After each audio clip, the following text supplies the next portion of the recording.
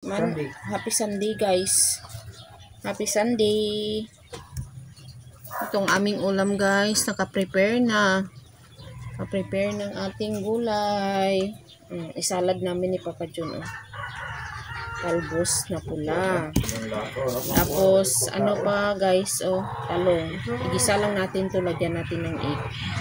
Ang ating talong ngayong umaga. Habang busy ako sa taas, si Papa John busy din dito sa baba. Nagsaing siya ng kanin dito sa baba. Tapos nagkuha siya ng binukal niya na lunok sa sinaing guys. Ayan kay kapihon niya guys. Pagkatapos ni Papa John sa baba guys, ayan nag-akyat na siya sa taas. Gitimplahan niya na ang iyang kape na unique nga binukal sa sinaing.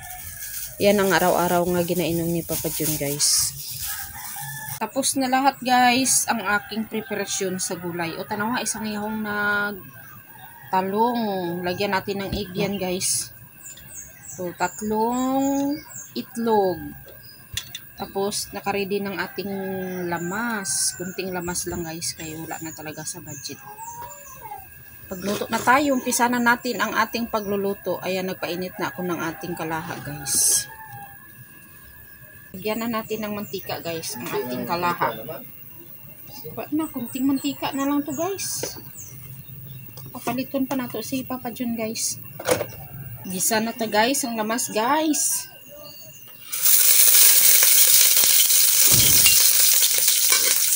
Ako sa mantika guys.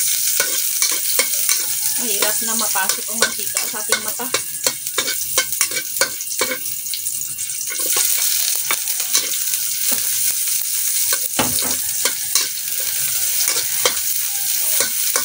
Gisa lang natin para mag-brown guys.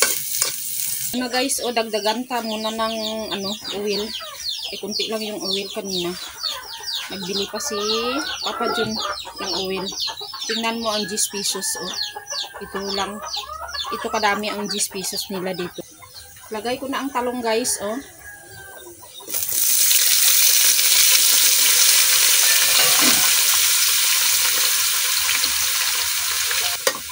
Daming talong guys.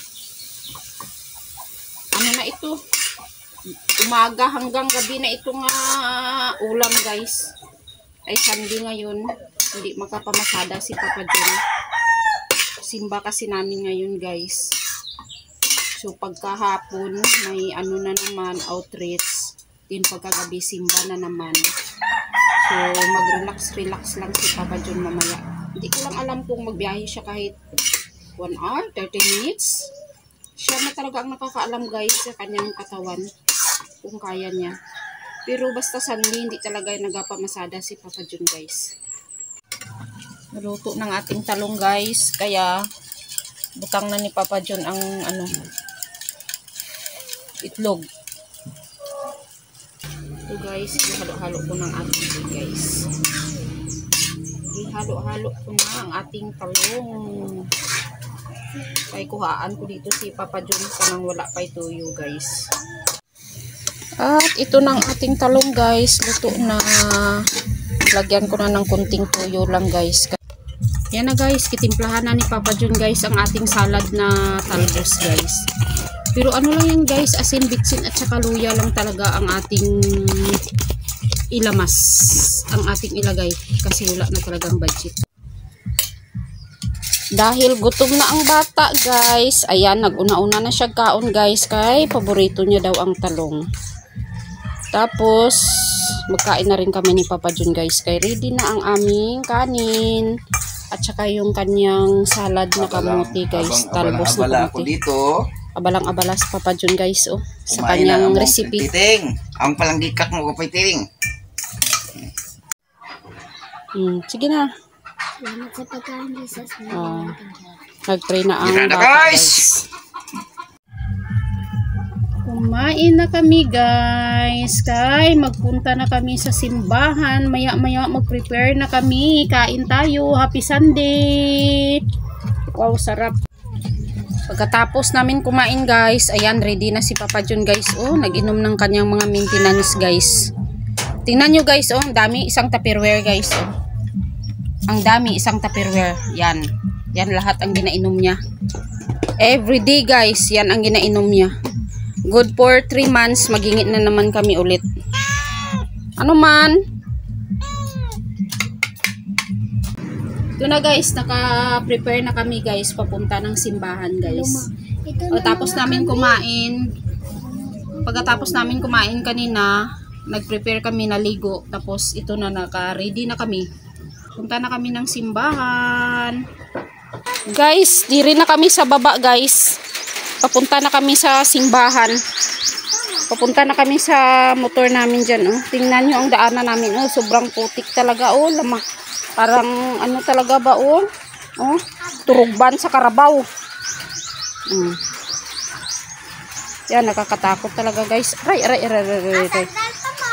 Sandal pa more.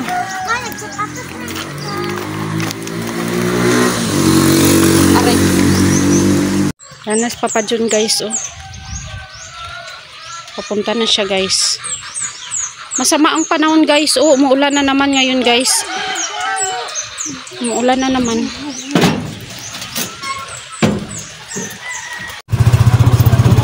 Kalarga na kami guys.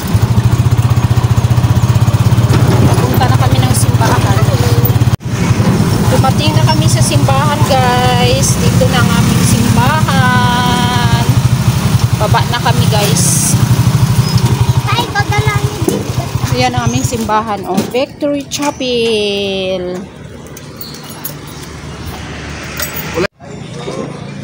Pababa na kami guys.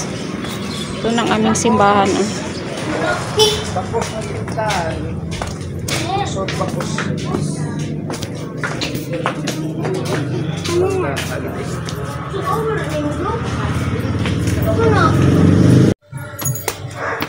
Tapos na jud ang among simba guys. Pauli na jud mi. Taas Papa Jud.